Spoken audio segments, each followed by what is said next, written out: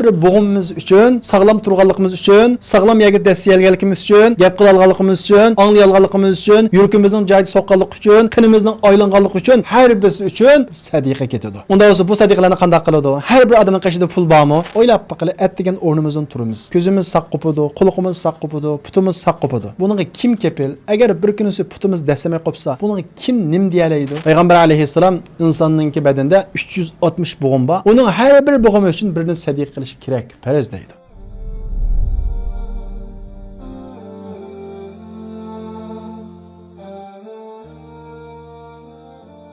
أعوذ بالله من الشيطان الرجيم بسم الله الرحمن الرحيم الحمد لله والصلاة والسلام على رسول الله أما بعد السلام عليكم ورحمة الله وبركاته وسقرنداشlar Hammalar xoş geldinglar. Biz bu hafta o'xshashlar Allohning rahmati va fazli bilan Imom Navoiyninki 40 hadis nomli kitobidan 25-hadisni o'qiymiz. Bizning bugun o'qiydigan hadisimiz bo'lsa, kambag'al kishilar uchun bir bishorat. Chunki Alloh subhanahu va taolo nurg'ulg'an ibodatlarni yo'l qo'yoqliq, ba'zi ruhiy ibodatlar, ba'zi badaniy ibodatlar, ba'zi moliy ibodatlar. Ya'ni pulus odam qila oladigan ibodatlar bor. Masalan, pulus odam Alloh yo'lida chiqib qila oladi, Alloh yo'lida xarjlayoladi. Bu orqali nurg'ulg'an savoblarga erisha oladi. Va shundaqla pulusni xarjlash, Alloh yo'lida chiqib qilish bizning jannat kirishimizningki bir eng muhim sabablardan birisi. Chunki Alloh taolo Qur'on Karimda lan tanalul birra hatta tunfiqu mimma tuhibbun deb qo'ydi. Ya'ni sizlar yaxshi ko'rgan mollaringlarni Alloh yo'lida chiqib qilmagunchilik jannat kirolmaysizlar deb qo'ydi. Demak, jannat kirishning eng muhim sabablaridan birisi mu Alloh yo'lida pul xarjlash. Endi pulni bo'z xarjlagili bo'ladi. Endi kambag'al kishilar qanday qiladi? Buning qarta kambag'al musulmonlarning ko'ngli bir aram bo'lmamdi? Albatta bir aram bo'ladi. Payg'ambarimiz Muhammad alayhisolamning davrida sahobalar yaxshilikda baslashadi. Jannatningki tuniga kirib qilishdan ko'ngli unumaydi, ko'ngli mayuslanadi. Bu sababdan yaxshilikda birisi bilan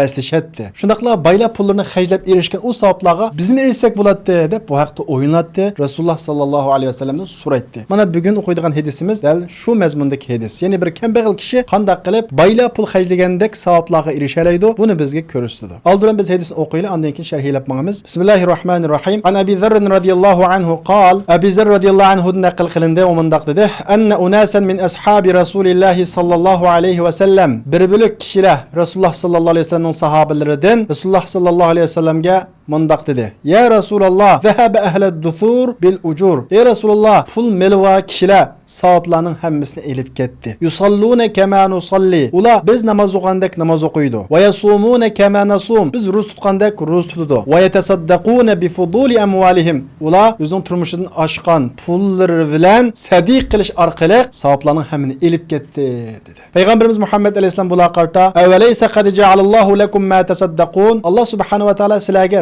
sadiq qildigan narsalarni qilmadimi? Ya'ni Alloh subhanahu va taolo sizlarga sadiq qildigan narsalarni qildi. Sizlar buni bilmamsizlar? Inna bi kulli tasbihatin sadaqa. Haqiqatan har bir tasbih, ya'ni subhanalloh deyish sadiqa. Va kulli takbiratin sadaqa. Har bir takbir aytish, ya'ni Allohu akbar deyish bir sadiqa. Va kulli tahmidatin sadaqa. Har bir alhamdulillah deyish sadiqa. Va kulli tahlilatin sadaqa. La ilaha illalloh deyish sadaqa. Va amrun bil ma'ruf sadaqa. Yaxshilikqa buyurish bir sadiqa. Va nahyun an munkar sadaqa. Yomonlikdan tusish bir sadiqa. Va fi bud'i ahadikum sadaqa.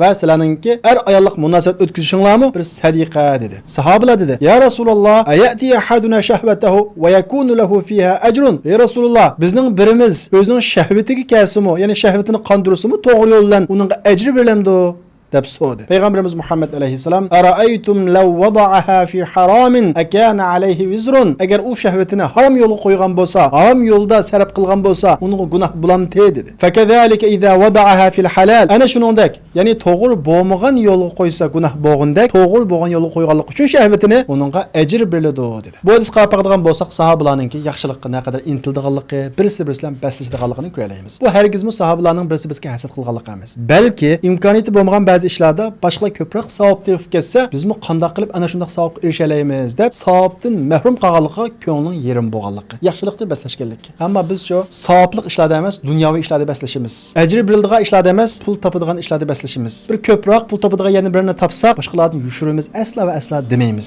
Ammo ko'proq savob topadigan yana birini ko'rsak, uni yushurmaymiz, o'zimizmi qilmaymiz, dal aksiya boshqalarga tavsiya qilamiz. Oyada pul xarjlaydigan yer bor, oyada bir yetim bor, oyada bir tul xotin bor, oyada bir qiyinchilikda qolgan birisi bor. Ashuni pul xarjlab qo'ysangiz deymiz. Vaholanki pul bizdami bor. Shunda turib oxiratlik ishlarga xuddi ishonmagandek savobi nasib bo'lg'achqa uningga boshqalarni tavsiya qilamiz. Bu savobga o'chmiki va yoki foydaga o'chmiki desak, bu insonlarni dunyoviy ishlarda bəslişidi, onu yuşuridi. Demak, bu bizningki oxirat hayotiga, dunyoga ishonganchilik, ishonmaganligimizni ko'rsatadi. Sahobalar dal uning aksiga etdi. Dunyoviy ishlarda unchalik bəslashmaydi. Rizqning Alloh taolaning qo'lida ekanligiga ishonadi, ammo oxiratning ishlarida ana shunday bəslashadi. Boshqalar oldiga chiqib ketsa, ko'ngli yerim bo'ladi. Hargizmi ularning ko'p savobga erishib ketganligi tufaylidan emas, o'zining ana shunday ko'p savobdan mahrum qolganligi sababli ko'ngli yerim bo'ladi. Mana bu hadisdagi muhojir sahobalar bo'lib, bu muhojir sahobalar o'zi kambag'al, baylar pullar orqali sadiq qilib ko'p savobga erishib ketganligi uchun o'zining ana shunday ko'p savobga erisholmaganligidan ko'ngli yerim bo'lib, Rasululloh sallallohu alayhi vasallamning qishig'iga kelib, o'zlariga ana shunday ko'p savobga erishtiradigan bir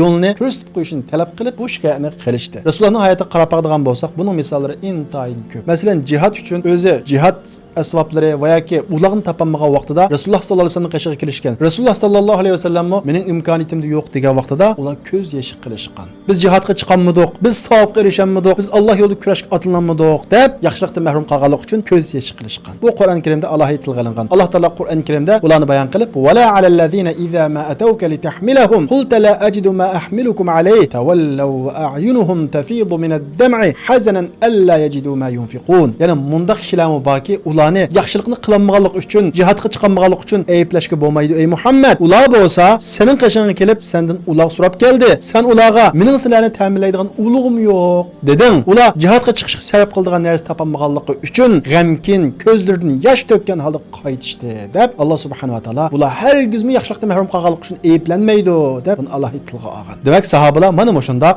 savoblik yo'llarda bəslashadi. Payg'ambarimiz Muhammad alayhisalom bu muhojir kambag'al sahobalarga yuqorida aytilgandek, Alloh sizlar uchun sadiqa bo'lgan amallarni belgilamaganmi? Ya'ni albatta belgilagan, sizlar buni bilmamsizlar deb ularning sadiqa qilgan yo'lini ko'rsatib qo'ydi. U qaysi? Har bir tasbih, subhanalloh deyish, alhamdulillah deyish, Allohu akbar deyish, la ilaha illalloh deyish. Mush zikrlarni aytishning hammasi nima? Bir sadiqa.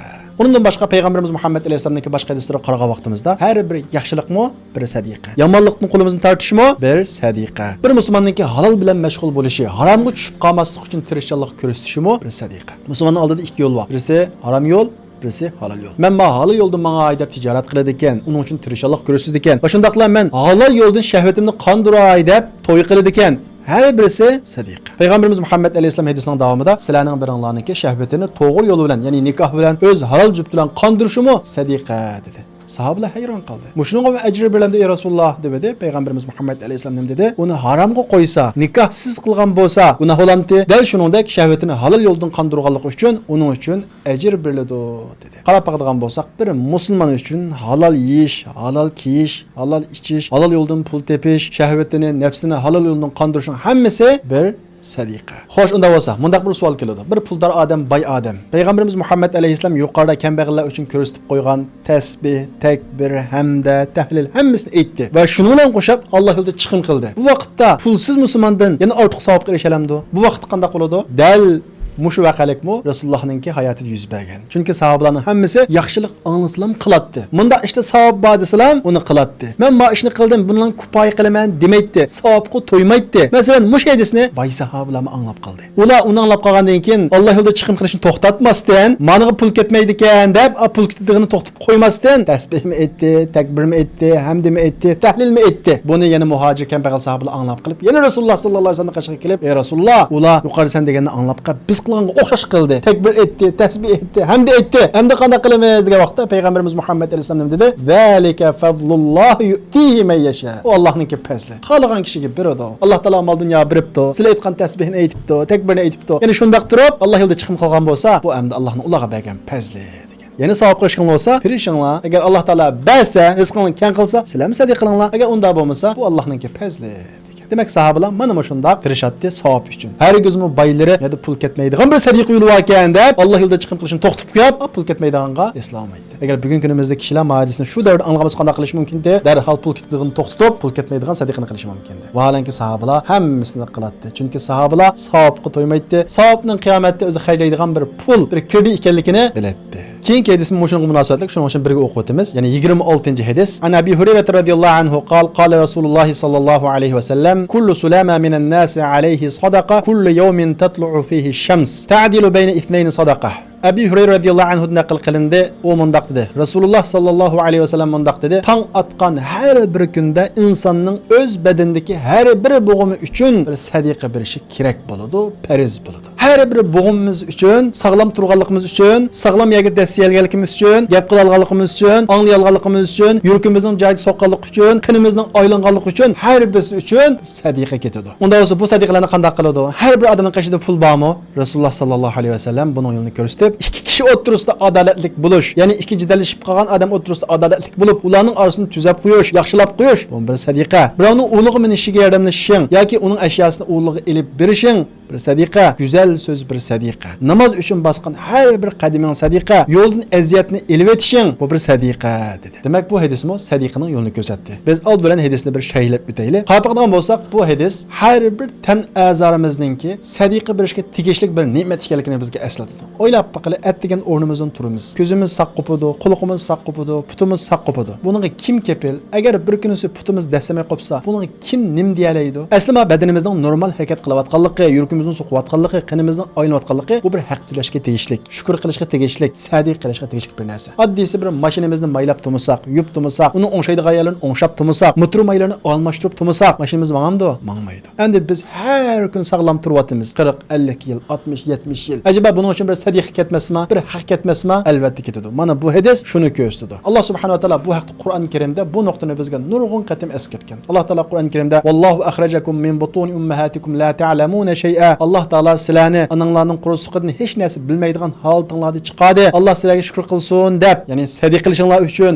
uning haqqini berishinglar uchun quloq, ko'z va yuraklarni ato qildi dedi. Va shundaqla Alloh subhanahu va taolo yana boshqa oyatlarda alam naj'al lahu aynayn. Alloh taolo sizlarga ikki ko'zni qilmadimi? Va lisana va shafatayn. Va qalbni qilmadimi? Tilni qilmadimi? Kim qildi bu tilni? Kim qildi bu qalbni? Kim qildi bu ko'zni? Kim qildi bu quloqni? Buni anglaydigan bir holat qilgani kim? Hammasi Alloh subhanahu va taolo qildi. Nima uchun? La'allakum tashkurun. Shukr qilishinglar uchun. Shukr qilish qanday bo'ladi?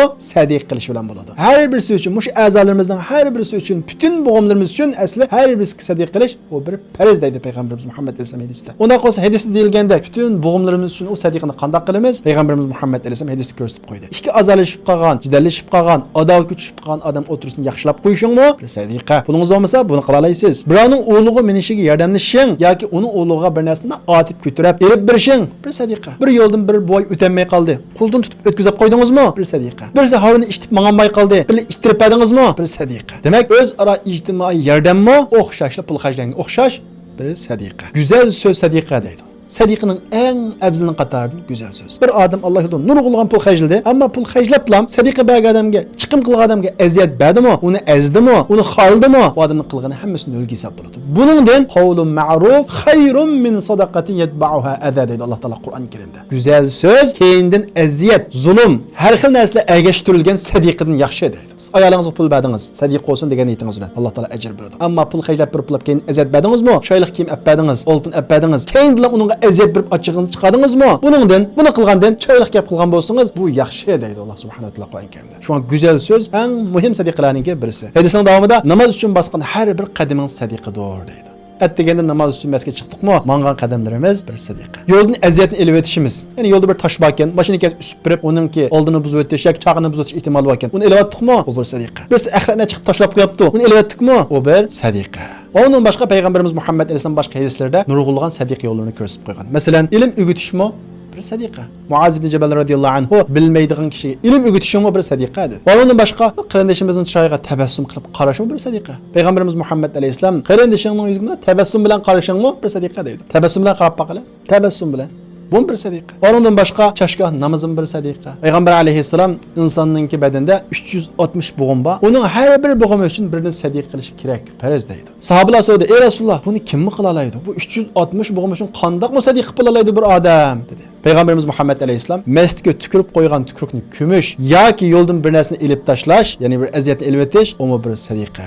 Agar buni qilolmasang, atdeganda kun chiqqandan keyin 2 rakat namoz o'qishing, ya'ni chashka namozini, zuha namozini o'qishingmi, o'shin hammasi kifoya bo'ladi dedi. Demak, biz har kun atdeganda kun chiqqandan keyin shu peshim namoziga yarım soat qolguncha bo'lgan oraliqda 2 rakat chashka namoz o'qisak, o'sha butun a'zolarimizga berilgan bir sadiqa bo'ladi. Onundan başqa Peygamberimiz Muhammed aleyhisselam kullu ma'rufin sadaqa. Her qandaq bir yaxşılıq o sadiqa dedi. Yani başqalarga bir yardım qilishing, meli o yardım ma'naviy jihatda olsun, moddiy jihatda olsun, yoki ko'tarilmagan narsani ko'tarib berish olsun, har qanday bir yaxşılıq o sadiqa dedi. Yani bir hadisda Peygamberimiz Muhammed aleyhisselam agar hech ish qilmasang, tamassuka ani sharri sadaqa. Ma yamanlıqdan to'xtashing, boshqalarga ziyon solmaslik o bir sadiqa dedi. Demak, pulingizning bo'lmasligi sadiq qilmaslikqa sabab bo'lmaydi. Sadiqning yo'llari yuqoridagi hadisda deyilgandek nihoyat ko'p. Bütün qilgan yaxshi ishlaringizning hammasi o bir sadiqa. Alloh subhanahu va taolo hammamizni yuqorida deyilgan yaxshiliklarni nasib qilsin va shundaqla bütün bo'g'imlarimizga sadiqa beradigan, tasbih bilan, takbir bilan, hamd bilan va yoki zuha, chashka namozlari bilan sadiqa beradigan, haqqini ado qilgan kishilarning qatoridan qilsin. Va axiru da'vana anil hamdulillahi robbil alamin.